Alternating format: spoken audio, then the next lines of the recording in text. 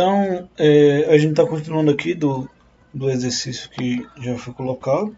Depois eu vou tentar fazer mais um exercício do assunto. E nós conseguimos chegar à conclusão, né, de que essas equações da magnitude da fase, elas são válidas, né? Então agora na sequência a gente vai dar uma olhada em como plotar esses gráficos de magnitude e fase, certo? E aí tentando fazer o nosso diagrama de Bode. Então eu vou pular alguns pontos ali do slide, certo? Para que a gente possa já ir para diagrama de Bode. Aí a gente mostra aqui como é que faz essa magnitude fase aqui no Excel para esse exemplo. E aí na sequência eu faço um outro exemplo tentando fazer o mesmo procedimento aqui. Beleza? Então voltando aqui no slide, a gente tem todos esses circuitos aqui que a gente pode fazer análise, né? Mas o que a gente de fato quer é fazer análise do circuito plus, né, conseguir fazer essa análise utilizando o diagrama de Bode, certo? Então o que a gente fez basicamente foi pegar um sistema qualquer, nesse caso aqui é um sistema elétrico, o foco em engenharia elétrica e computação aqui é evidente porque faz parte da minha formação e faz parte do conjunto de disciplinas que eu leciono, certo? E de qualquer maneira a gente pegou aqui um circuito elétrico, fizemos análise, colocamos ele em função, né, da magnitude e fase. Então a gente tinha um circuito que basicamente a gente fez o levantamento da equação diferencial usando técnicas, né, de lei das malhas, lei dos nós, etc. Pega esse circuito, coloca na forma de equação diferencial e uma vez que a gente coloca na forma de equação diferencial, a gente faz a transformada de Laplace, como a gente já mostrou aqui em aulas anteriores. Depois de fazer a transformada de Laplace, aí a gente pega esse circuito, né, e substitui o S por J ômega. Uma vez que a gente faz isso, a gente faz aquela separação, né, de parte real, parte imaginária, que é basicamente o maior foco aqui do cálculo com variáveis complexas, né? A gente tem aí bastante operações para realizar utilizando números complexos aí. Então chega até a forma onde a gente consegue separar a parte real e a parte imaginária. E aí, tendo essa forma cartesiana, a gente pode passar para uma forma polar, né? Ou seja, representar com magnitude e fase, que foi o que a gente fez lá.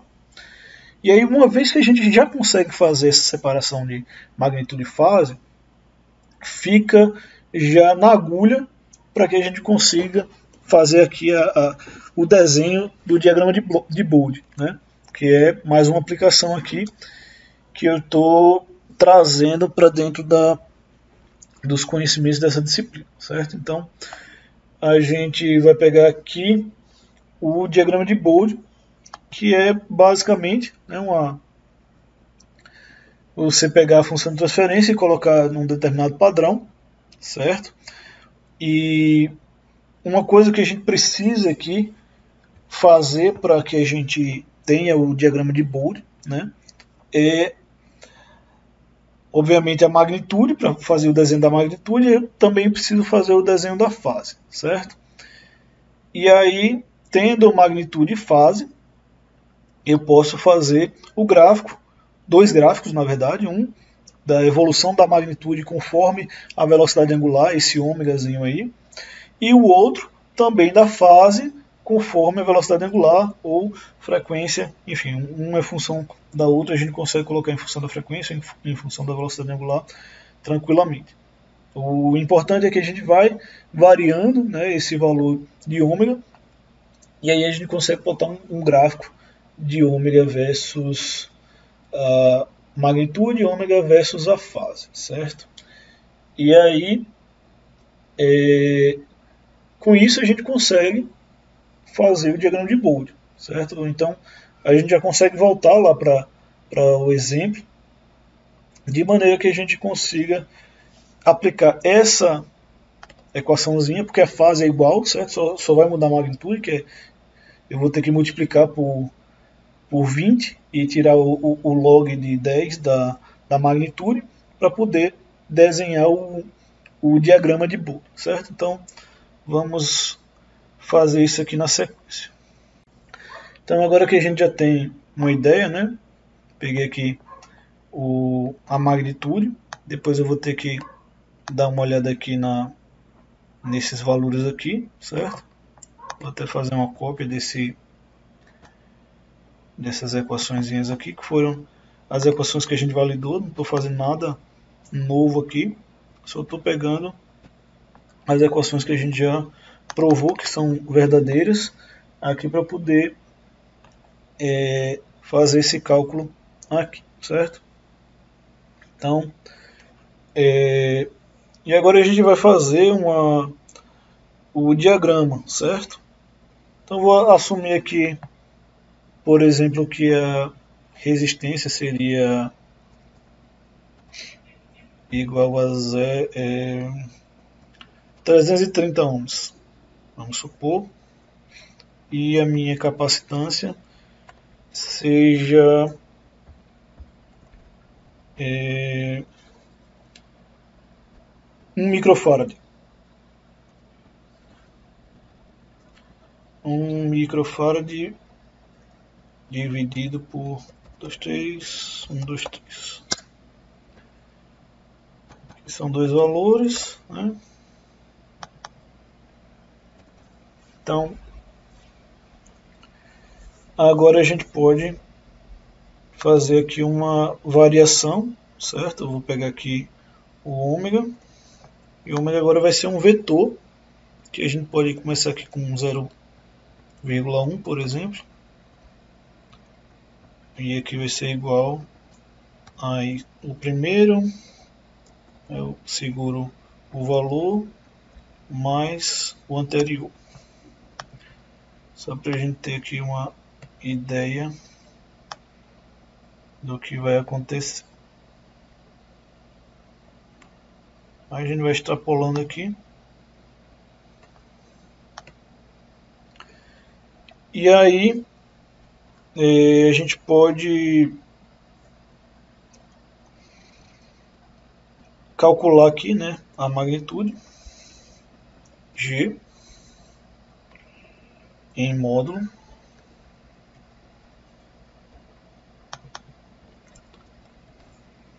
E aí depois eu calculo o 20 log, né? Vai ser 1 dividido, quer dizer, igual a 1 dividido por raiz de 1 mais ômega vezes R vezes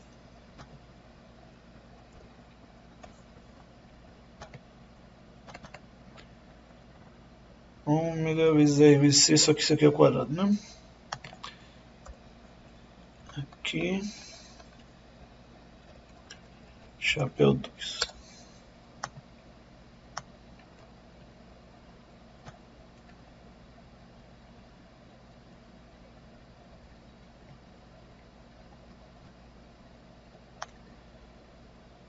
Do jeito que está aqui vai ser pouco, eu vou começar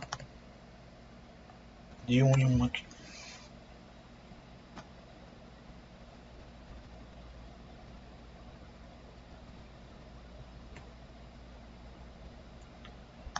Ver se eu aumentando aqui a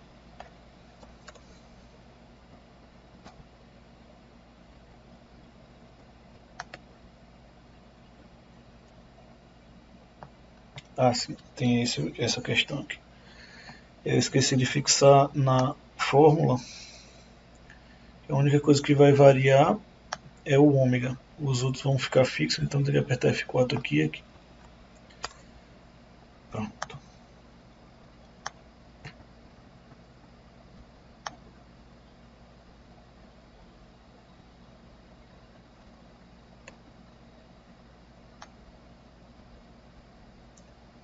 E aí aqui vai ser 20 log de módulo de G. Vou aumentar aqui mais um pouquinho. Aí aqui eu vou ter 20 vezes igual a 20 vezes log 10 do módulo de G.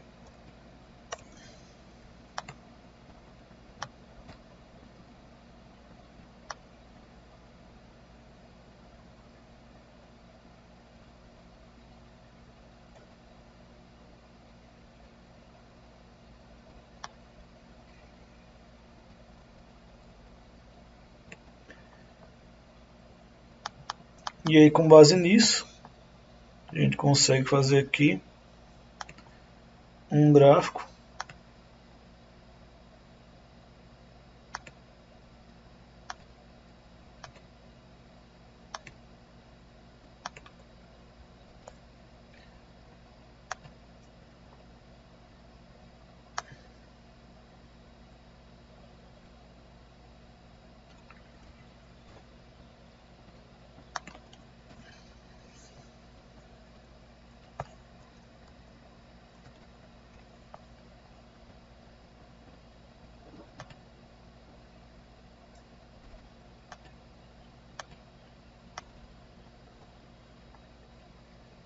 exatamente um gráfico que vai representar a nossa função, né? Então, do jeito que está aqui, a gente consegue ver que o nosso gráfico vai diminuindo, né, conforme o tempo. O que isso significa no jogo do bicho, né? Se a gente for aumentando a frequência nessa aplicação aqui especificamente, o que vai acontecer é que o ganho vai diminuir. E aí, esse ganho diminuindo, o que finalmente acontece, né, é que a gente perde potência conforme a frequência vai aumentando, né? Então, isso aqui significa que o ganho vai diminuir conforme o tempo, consequentemente eu estarei filtrando, certo? Conforme a frequência vai aumentando, o meu filtro vai ter maior força, enquanto ele vai ter menor força se ele tiver numa frequência mais baixa. Então, quanto maior a frequência, mais aquele sinal será filtrado. Então, nesse caso aqui, a gente vê claramente um filtro passa baixo por causa desse gráfico aqui que a gente vê no diagrama de Boole. Agora, o certo é que essa escala aqui seja logarítmica, certo? Do eixo de cima. Então, basicamente, teria que configurar esse eixo para que ele funcionasse por década. À medida que fosse aumentando aqui, de 0 para 1, ou de 0,1 para 1, ele vai ter a mesma significância, digamos assim, que de 1 para 10. Aí a gente olha essa faixa por década, certo? Aí aqui é um ajuste no gráfico, né? Se os valores que a gente coloca, a gente já consegue visualizar, certo? Mas o ideal aqui é que a gente simule por década. Então, na primeira década, a gente varia de, por exemplo, tá fazendo aqui, né? Na primeira década, a gente varia de 0,1 em 0,1, por exemplo. 0,2 não é igual ao anterior, mais 0,1. 7, 8, 9, 1. Aí quando chega em 1, a gente vai variando de 1 em 1.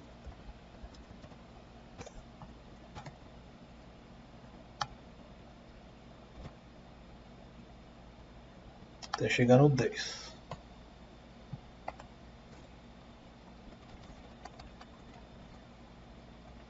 Aí quando chega no 10, a gente vai variando de 10 em 10. Que aí a visualização da gente passa a ser em décadas. Aí quando chega no 100, a gente passa a variar de 100 em 100. Não é exatamente assim não, mas tem um gráfico, né, que ele vai fazendo isso por décadas, digamos assim, né? Aqui vai ficar uma coisa meio estranha na hora de simular por causa disso. Vai ter umas inclinações meio estranhas se a gente fizer. Mas aí o certo aqui é a gente aplicar uma escala logarítmica, né, para que isso aqui aconteça, né? Olhar a primeira década, aí depois vai ter uma grande divisória lá, aí a gente vai olhar a segunda década e assim sucessivamente. Dá para mostrar isso utilizando um software. Vamos tentar fazer isso lá no Octave. Tá? Então estou usando aqui um Octave Online, certo? É octave-online.net. E aqui a gente pode fazer uma função de transferência, tipo S, o ATF. E aí ele cria uma função de transferência aqui e a gente pode utilizar lá o padrão que a gente estava utilizando antes, que era GS, o G, né, é igual a 1 dividido por 1 mais S. Se a gente olhasse lá nesse exemplo aqui, né, a gente vê que ficaria RCS aqui, né, 1 e 1, o que muda ali é o RC, certo? Então, se a gente for simular esse indivíduo aqui, eu fiz o R e o C seriam esses valores aqui, então R vezes C. Lembrar que aqui é ponto no lugar de vírgula.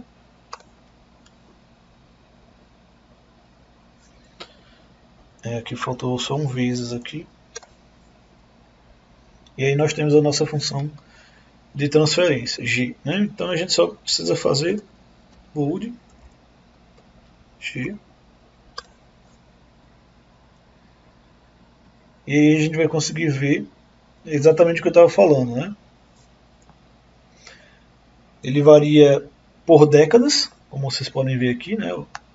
Esse gráfico aqui de baixo é 10, aí depois vai ser 100, aí depois vai ser 1000, né? 10 a terceira, aí depois 1000 vezes 10 e assim sucessivamente.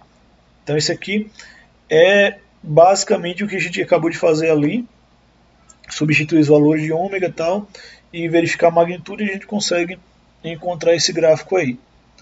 E aí para ter o diagrama de fase, eu ainda vou mostrar agora, que é basicamente a gente substituir os valores de ângulo que a gente já tinha lá, certo? Então a última parte aqui, né, é que a gente consiga botar lá o ângulo e plotar esse ângulo, né? Então, chamar aqui de alfa. Esse ângulo alfa vai ser igual a menos a tangente, o arco tangente de ômega vezes R, fixar aqui, vezes C.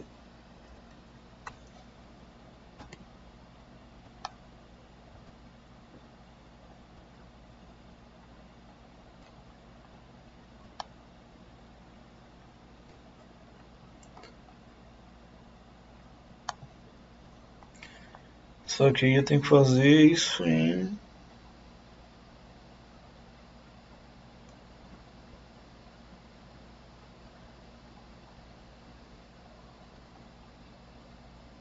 esqueci de fixar o último aqui.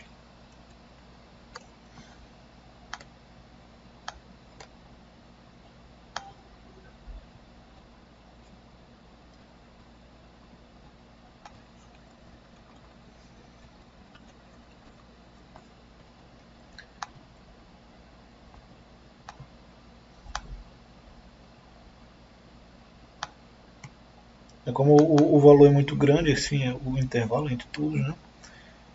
Ele não vai formar aquela curva que a gente viu lá no Octave, mas basicamente seria tirando esses valores, né, e plotando aqui numa escala logarítmica. Então, pelo menos aqui a gente mostra como é que a gente tira os valores, certo, do diagrama de Bode lá, usando análise em frequência, certo. Mostrei também como é que a gente fazia com o Octave a partir da equação lá na transformada Laplace, certo? E também como tirar aqui a magnitude, a fase e a magnitude em logaritmo, né? A questão aqui não é que a gente esteja focando, certo, no diagrama de Bode, mas sim que a gente entenda que isso aí, que o diagrama é uma ferramenta importante para que a gente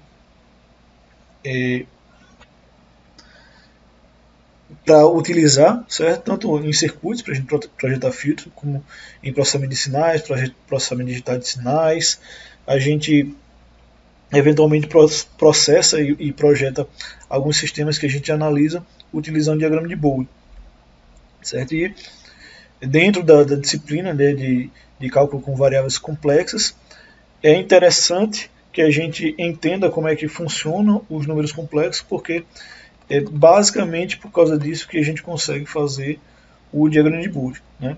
Uma aplicação bem direta que a gente utiliza na análise de circuitos, que utiliza em filtros, né? Que a gente assim também consegue entender que muitos sistemas vão funcionar como filtro passa baixa, que é esse formato que essa função tem, certo? Então, vou fazer mais um exercício de maneira rápida aqui com o outro tipo de filtro, certo? Mas aí o diagrama de Bode vai seguir essa mesma ideia, só vou chegar à conclusão lá da magnitude fácil, certo?